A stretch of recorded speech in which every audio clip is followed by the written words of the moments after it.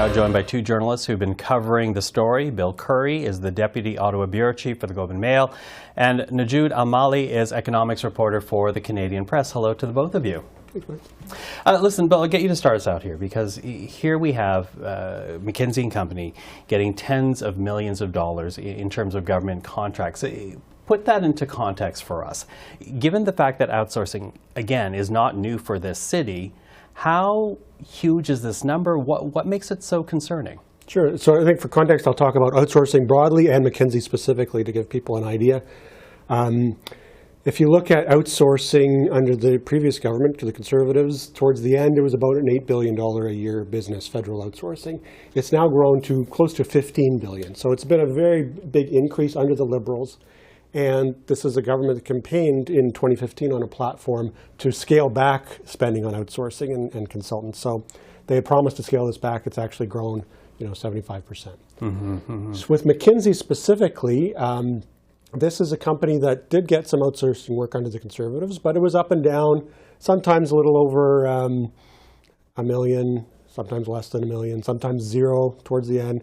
And then the Liberals came into power, and it started to inch up year after year after year, 1, 7, 13, and then like last year was just over 30 million. And now we're getting new figures just in the last few days, putting it all together. Since 2015, we're up to about $115, $116 million over that period. So it's a lot of money, and the reason is that it's getting a lot of attention now is because McKinsey was led by Dominic Barton, who had a senior role in the early years of this government as an economic advisor to the government. Well, I'll bring you in at that point then, Nojoud, because you're right, Bill. You talk about the dollar figure. The dollar figure aside, there's also these questions being raised about the ties McKinsey has to this government. Explain to us what's being said. Yeah, so a lot of the focus has actually moved to, Dominic Barton and his relationship with the federal government. He was the global managing director for the firm, for McKinsey, and he also, as Bill just mentioned, he chaired an advisory council to former finance minister Bill Morneau on economic growth. He later became the ambassador to China for Canada, and so there's been questions about what kind of influence the firm has had on public policy through Barton. Part of that also stems from the fact that he's involved in public policy discussions. He co-founded Century Initiative, which is a group that calls for rapidly expanding immigration so that Canada grows to 100 million by the end of the century. And so there's been questions raised about the recent immigration targets and whether that's been linked to McKinsey. Now, I spoke with the immigration minister, Sean Fraser, who denied that McKinsey has had any influence on those plans, but that's kind of why there's been such a focus on these federal contracts and Dominic Barton. And I'm going to pick up on that because, I think it's fair to say that these are still questions. They're not facts, they're only questions. But to listen to the Conservative leader, Pierre Poilievre, and this is what he was saying in the House yesterday, government friends at McKinsey, he said, are rolling in cash. That's almost a direct quote. What do you make of that statement then? Well, I mean, it depends on how you want to describe that relationship or not. The ethics commissioner has a definition of friends. That sometimes Liberals do cross that line with the Mary Ying question contract. She gave communications contracts to a friend, according to the ethics commissioner. In the We Charity case, they were deemed friends of Bill Morneau and, to a lesser extent, the Trudeau family. So there have been cases where there's been friends. Is Dominic Barton a friend of the Liberals? Well, they were friendly, they respected each other a lot, they were close ties, they spoke very highly of each other, they relied on him a lot. Lots of things get said in the House that go a little bit bigger than what the facts might suggest. Yeah, so we're going to have to follow the story to see just how close it is. But, it was interesting because yesterday, as you know, before the Government Operations Committee, there was a university professor from Carleton University, and she was saying that she thought that there was almost too much focus being given to McKinsey, and for her, it was much more a bigger issue of outsourcing contracts rather than using the expertise within the civil service. What do you make of that argument and of that issue? Yeah, so she, as a researcher, her focus has been on the general reliance on these consulting firms by the public service. And so in her perspective, this is a larger issue than just McKinsey.